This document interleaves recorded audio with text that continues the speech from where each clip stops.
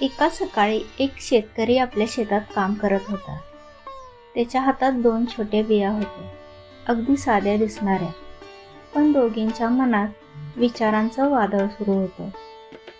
पहिली बी आनंदाने म्हणाली, आज आपला प्रवास सुरू होणार.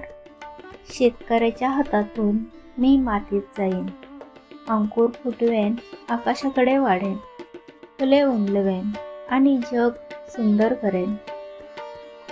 दुसरी बी थोडी घाबरली. ती म्हणाली, नाही, मी नाही तयार. माती म्हणजे अंधार, थंडी आणि धोका. जर पाणी जास्त पडलं तर मी कुजेन. जर एखाद्या पक्ष्याने मला खाल्लं तर माझं अस्तित्वच संपेल. मी इथेच सुरक्षित आहे.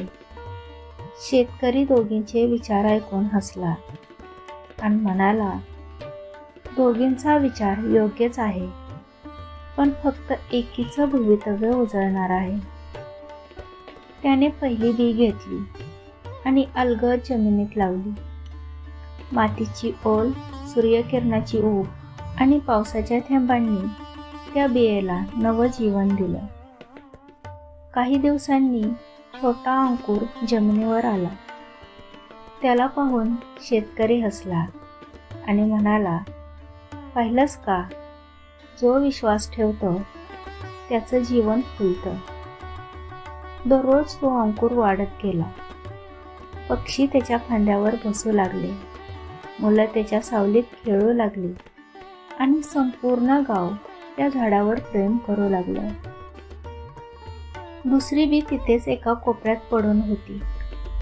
कोणत्याच मातीच्या कुशीत गेली नाही. सूर्यप्रकाशात वाढत चालली होती.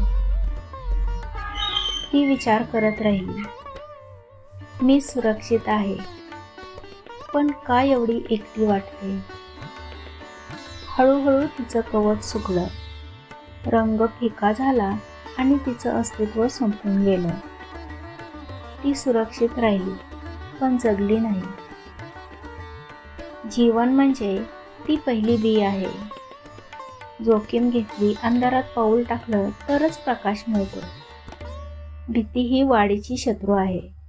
सुरक्षितेच्या कवचात राहून कोणीही फुलत नाही. मातीशिवाय बी अंकुरत नाही आणि जोखीमशिवाय माणूस घडत नाही. जो पुढे पाऊल टाकतो त्याचं जीवन झाडासारखं फुलतं. ही कथा आवडली का? तर लाईक करा, कमेंटमध्ये तुमचा विचार लिहा आणि अशाच आणखी मराठी बोधकथासाठी सबस्क्राईब करायला विसरू नका. धन्यवाद.